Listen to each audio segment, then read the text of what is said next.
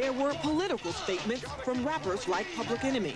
Our freedom of speech is freedom of thought. We got to fight the powers that be. And there were funky dance moves from rapper MC Hammer. Pick up the hammer.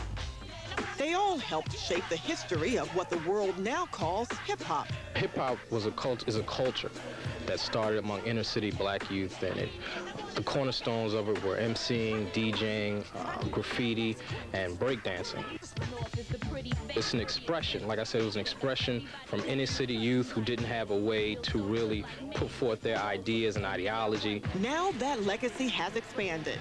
Where it was once thought to be a fluke, it has now become commercially viable and viable on other levels artistically.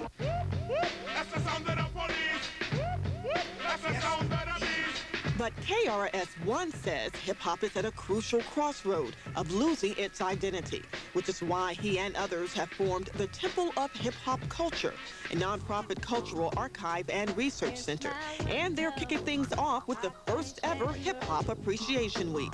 I love it because as any form, we have to document our history, knowing where it originated, how it originated. So if you're a hip-hop head, a music lover, or into black history, here's your chance to find out what the newest revolution in the hip-hop world is all about.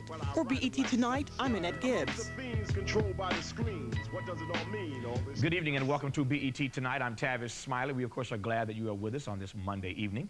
Today starts Hiphop Appreciation Week, a celebration dedicated to the music, style, and culture of urban America.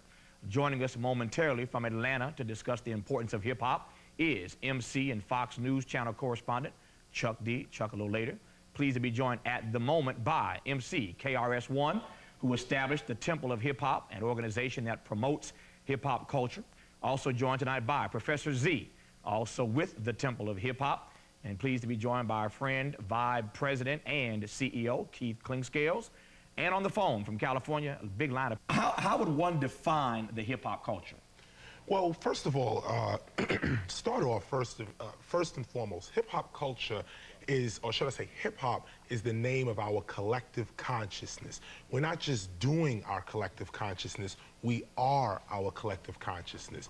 That's hip-hop culture. It's the expression of our collective consciousness. We express it as MCing, DJing, breaking, graffiti art.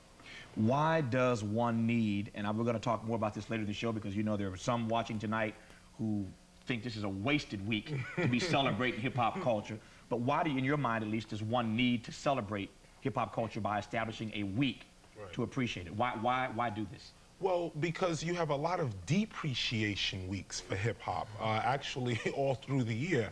At least one time we have to come together, not only as a culture, an international culture amongst ourselves, but to show the rest of the world as well that we're raising our self-worth. This is the point of recognizing Hip-Hop Appreciation Week.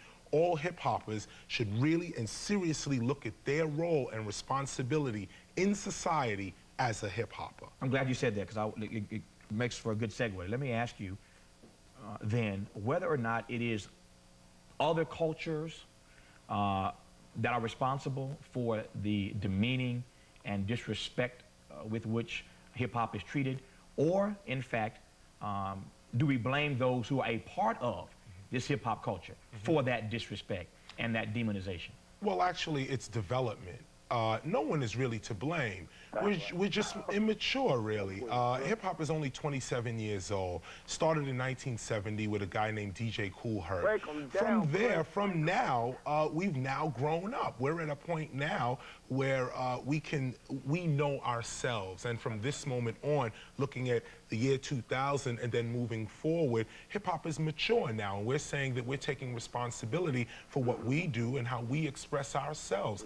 No longer can someone tell us who we are and what we're supposed to be doing. So the demonization or the demonizing or criminalizing of hip-hop altogether is just adolescence. It's just really a childish way of looking at the culture and the culture looking at itself. I got to go to Cheryl Martin for a news update, but when we come back, Keith, I want to come to you first. You heard someone in the package earlier say that rap has become, hip-hop certainly, has become commercially viable as the head of a major magazine about the culture. I want to ask you whether or not hip-hop has become too commercially viable, too corporate.